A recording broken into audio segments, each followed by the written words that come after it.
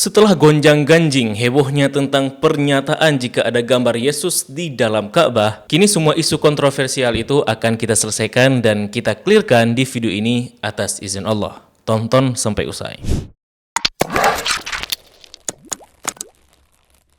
Assalamualaikum warahmatullahi wabarakatuh. Selamat datang kembali di channel Rabbanians ID bersama saya Zulfan Afdillah. Pada episode kali ini kita akan melanjutkan pembahasan dari episode yang sebelumnya mengenai gambar Yesus di dalam Ka'bah. Nah, pada episode sebelumnya kita sudah menguji tentang informasi adanya gambar Yesus di dalam Ka'bah berdasarkan pendekatan atau sudut pandang sosiohistoris, di mana dengan melihat kondisi sosial dan fenomena sejarah, maka kita menyimpulkan bahwa kecil sekali kemungkinan adanya gambar Yesus dan Maria di dalam Ka'bah, mengingat sangat minimnya populasi Kristen di Mekah dan tidak adanya pengaruh mereka di sana. Namun perlu diingat bahwa ini bukan berarti kita mengklaim jika benar-benar tidak ada, karena bisa jadi ada. Hanya saja dengan melihat indikasi yang ada dari berbagai faktor, maka probabilitas mengenai adanya terlihat sangat kecil. Walaupun bisa jadi juga ada, karena sebelumnya kita juga telah membahas apa sebab yang menjadi faktor jika memang gambar itu benar-benar ada, kan gitu. Nah, menariknya dari video kemarin ada yang berkomentar, kenapa nggak ke Arab saja ya, biar lihat secara langsung di dalam Ka'bah, atau kenapa nggak minta kerajaan Saudi Arabia saja buat melihat ada atau tidaknya gambar Yesus tersebut ya. Gini teman-teman,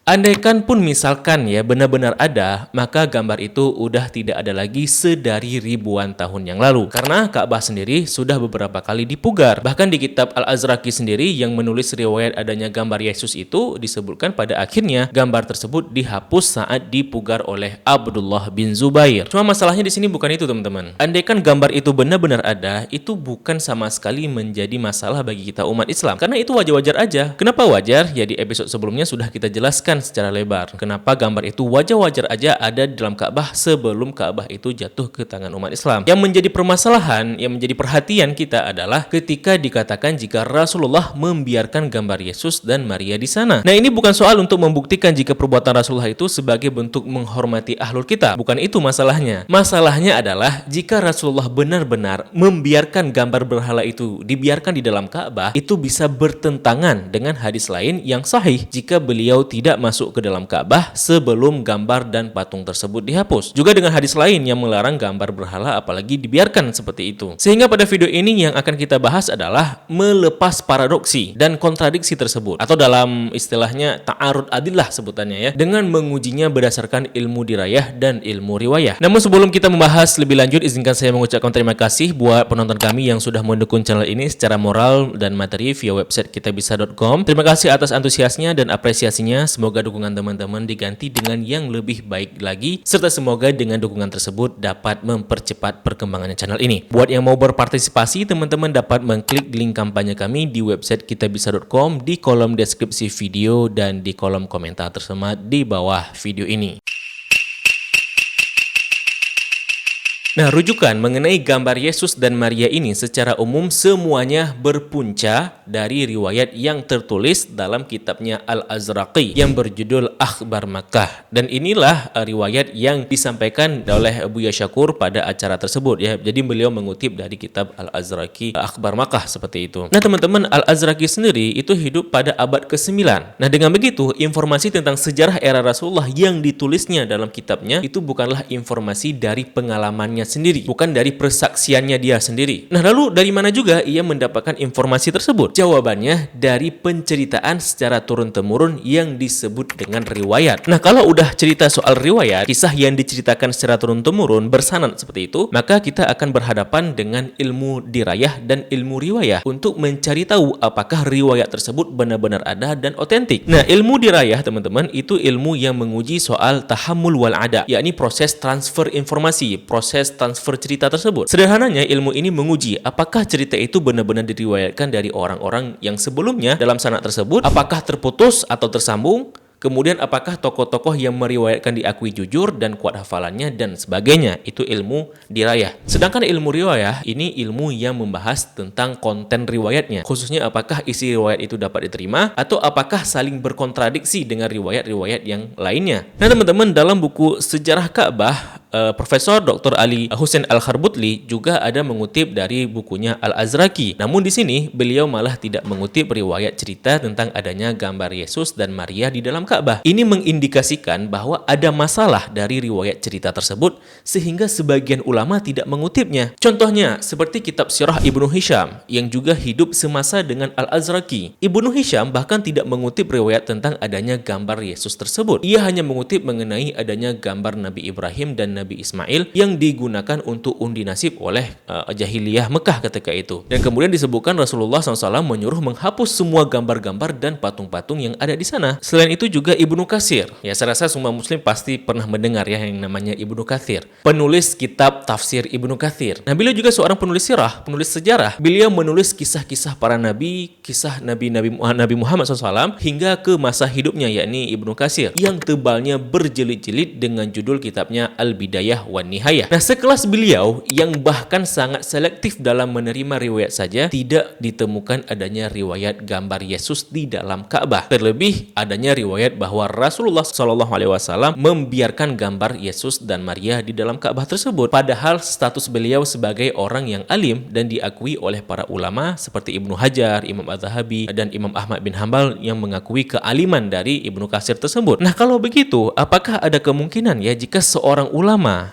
salah dalam mengutip riwayat? Ya, walaupun mungkin kelak akan diseleksi ulang dan dikritik oleh ulama-ulama berikutnya, itu bukan berarti mereka itu salah ya teman-teman. Terkadang ada juga ulama yang menceritakan sejarah dengan mengutip semua riwayat tanpa menyeleksi lagi. Bahkan Ibnu Khaldun dalam kitabnya Al-Muqaddimah mengatakan terkadang cerita-cerita sejarah dalam kitab-kitab para ulama itu ya terkadang terkesan dilebih-lebihkan atau tidak masuk akal. Contohnya beliau mengkritik dari kitab sejarahnya tulisan dari Al-Mas'udi seperti itu. Bahkan ulama sekelas Ibnu Katsir dan At-Tabari juga terkadang masih mengutip riwayat yang mardud, yang bermasalah, khususnya seperti riwayat-riwayat dari Israiliyat. Terus apa ini salah? Belum tentu teman-teman. Tergantung metodologi penulisan yang mereka gunakan. Nah, kalau Ibnu Katsir biasanya beliau menyampaikan semua riwayat apakah itu sahih atau dhaif, dan baru kemudian di akhir pembahasan beliau mengatakan mana yang kuat seperti itu. Oleh karenanya nanti kitab-kitab klasik ini ada yang versi tahqiq dan versi takhrijnya untuk memberikan penjelasan lebih lanjut. Karena kita juga harus memaklumi jika ulama-ulama dahulu dengan segala kekurangan fasilitas yang mereka miliki tentu tidak bisa memberikan hasil karya yang sempurna 100%. Begitu pula dengan kitab Al-Azraqi ini, bukan berarti ya jika ada 1-2 riwayat yang tertolak membuat semua isi kitabnya salah. Enggak gitu juga. Nah, terus gimana dengan riwayat tersebut? Apakah benar jika Nabi Muhammad SAW membiarkan gambar Yesus di dalam Ka'bah? Oke, sebelumnya saya tegaskan dahulu jika di sini saya bukan ustadz, apalagi ulama, sehingga untuk menyikapi karya seorang ulama sekelas Al-Azraqi ini, di sini saya tidak menggunakan opini atau pendapat saya sendiri ya. Akan tetapi kita di sini menggunakan atau mengutip bagaimana pandangan ulama lain yang otoritatif dalam menyikapi karya Al-Azraqi, khususnya tentang riwayat gambar Yesus di dalam Ka'bah tersebut. Jadi teman-teman, ternyata riwayat mengenai adanya gambar Nabi Isa dan Maryam itu tidak hanya satu. Setidaknya ada beberapa jalur sumber informasi yang dikutip oleh Al-Azraqi. Nah, setidaknya juga hal ini terbagi kepada 2 penceritaan. Pertama, riwayat yang mengatakan jika Rasulullah membiarkan gambar Yesus dan Maryam di dalam Ka'bah ketika Fathul Mekah. Dan yang kedua, mengenai riwayat tentang persaksian jika ada tabi'in yang pernah melihat gambar Yesus dan Maria di dalam Ka'bah. Nah, perlu dipahami, jika tabi'in itu sebutan kepada mereka yang hidup setelah era sahabat ya, dan tidak pernah semasa dengan Rasulullah. Jadi mereka hidup jauh setelah Rasulullah wafat. Atau ketika masa Rasulullah masih hidup, para tabi'in ini masih kanak-kanak seperti itu. Nah, mengenai tentang riwayat pertama, yakni mengenai hadis jika Rasulullah memerintahkan agar membiarkan gambar Yesus dan Maria tersebut, hal ini sudah dijelaskan oleh Syekh Hamud Al-Tuwaijiri dan dapat teman-teman akses di websitenya Lembaga Fatwa Saudi dengan judul Tanbih ala Khabar Batil fi Akhbar Makkah, yang artinya mewaspadai informasi yang tidak valid dari kitabnya Akhbar Makkah. Beliau mengatakan bahwa setidaknya ada 4 hadis yang menceritakan jika Rasulullah membiarkan gambar Yesus dan Maria di dalam Ka'bah yang dikutip oleh Al-Azraqi, dan beliau mengomentari semua riwayat tersebut dengan mengatakan warrawa Al-Azraqi bi arba'ati asanida kulluha dhaif, yang artinya semua riwayatnya dhaif, yakni lemah seperti itu. Beliau kemudian menjelaskan secara ilmu dirayah kenapa keempat hadis itu dhaif. Untuk selengkapnya teman-teman dapat membaca langsung di websitenya karena ini pembahasan udah teknis ya, udah menggunakan istilah-istilah ilmu diraya. Jadi bisa teman-teman langsung cek ke websitenya. Nah, cuma masalahnya adalah mengenai riwayat kedua tentang adanya persaksian dari kalangan tabi'in yang mengatakan pernah melihat gambar Yesus dan Maria tersebut di dalam Ka'bah. Nah, informasi ini dikutip oleh Al-Azraqi dari dua riwayat. Pertama, dari riwayat persaksian Atha bin Abi Rabah, dan yang kedua dari persaksian Ammar bin Dinar. Mereka berdua lahir selepas peristiwa Fathul Mekah. Dalam artian, mereka tidak pernah melihat secara langsung peristiwa dihancurkannya berhala-berhala di dalam Ka'bah. Akan tetapi, pengakuan mereka membuktikan jika gambar itu seolah-olah masih ada di masa mereka, jauh setelah wafatnya Rasulullah SAW. Dalam artian, kalau riwayat yang mengatakan jika Rasulullah melarang menghapus gambar Yesus dan Maria itu palsu atau dhaif, lantas kenapa orang-orang yang hidup setelah itu mengakui pernah melihat gambarnya di dalam Ka'bah seperti itu? Apakah pengakuan mereka itu juga palsu?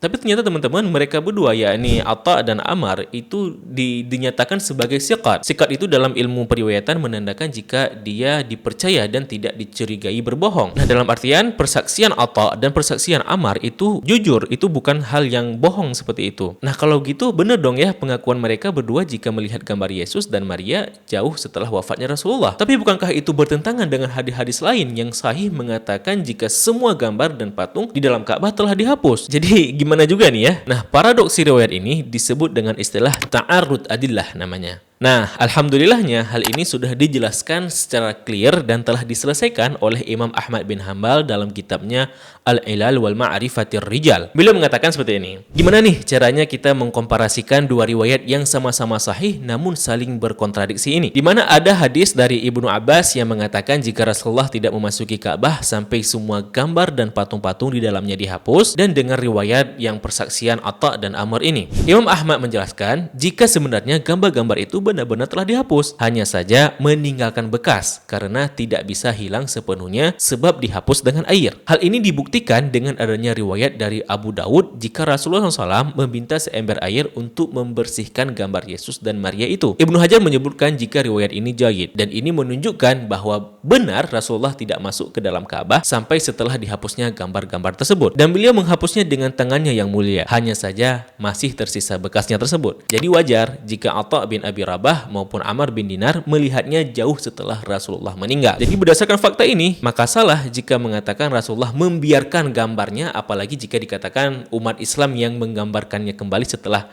peristiwa tersebut ya. Nah, adapun mengenai riwayat jika Rasulullah meletakkan tangannya di atas gambar Yesus dan Maria dan mengatakan jangan menghapusnya, Imam Ahmad mengomentarnya secara tegas, fahadhihi riwayat la yasihu minha syai'a. Artinya riwayat ini sama sekali tidak sahih, tidak benar karena sanadnya bermasalah dan sebagainya, sebagaimana juga yang dijelaskan oleh Syekh Hamud Al-Tuwaijiri tadi. Sehingga dengan begitu dapat kita simpulkan bahwa jika sebelumnya kita memandang jika kecil kemungkinan gambar Yesus ada di sana, maka dengan adanya riwayat ini membuktikan gambar Yesus memang pernah dilukis di Ka'bah pada masa jahiliyah bersamaan berhala-berhala pagan lainnya, termasuk gambar Nabi Ibrahim dan gambar Nabi Ismail. Jadi gambar Yesus dan gambar-gambar lain itu merupakan berhala-berhala yang pernah ada di dalam Ka'bah pada masa lalu, yang kemudian setelah Fathul Mekah semua gambar dan patung tersebut dihancurkan, termasuk gambar Yesus yang dilukis di dalamnya dihapus dengan air. Namun karena masih berbekas, lantas kemudian Atha bin Abi Rabah dan Ammar bin Dinar melihatnya di kemudian hari, maka dikatakanlah mereka melihat gambar Yesus dan Maria walaupun hanya bekas semata. Hingga pada akhirnya teman-teman gambar tersebut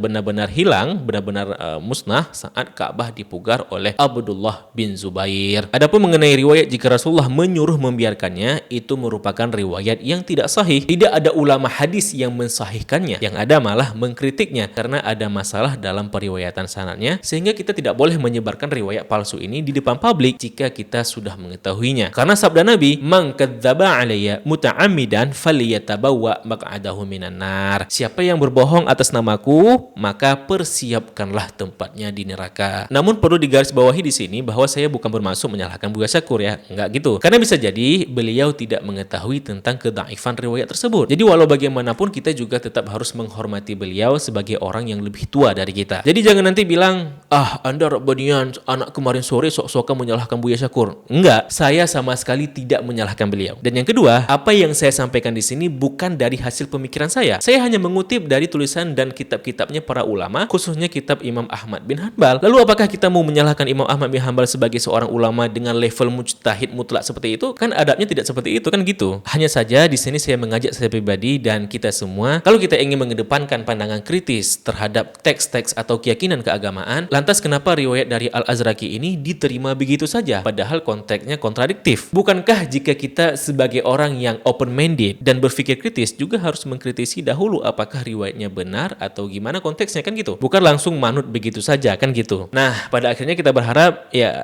janganlah ya agama dijadikan sebagai tunggangan, dimanfaatkan untuk keperluan tertentu, dan demi legitimasi atau membenarkan pemikiran kita, lantas kita gunakan saja riwayat-riwayat kontroversi seperti itu. Seharusnya kan bijaknya tidak begitu ya. Atau mungkin pendapat saya salah. Jadi gimana menurut pendapat teman-teman? Coba tulis di kolom komentar. Dan kalau video ini memberikan banyak manfaat, mari dukung channel ini dengan klik tombol subscribe dan juga tombol loncengnya. Serta kalau channel ini layak didukung secara materi, teman-teman dapat klik link kitabisa.com di kolom deskripsi dan di kolom komentar tersemat di bawah video ini. Terima kasih telah menyaksikan. Mohon maaf apabila ada kesilapan dan kesalahan. Sampai jumpa di episode berikutnya. Saya Zulfan Afdillah. Mohon undur diri. Billahi taufiq wal hidayah. Wassalamualaikum warahmatullahi wabarakatuh. Salam damai.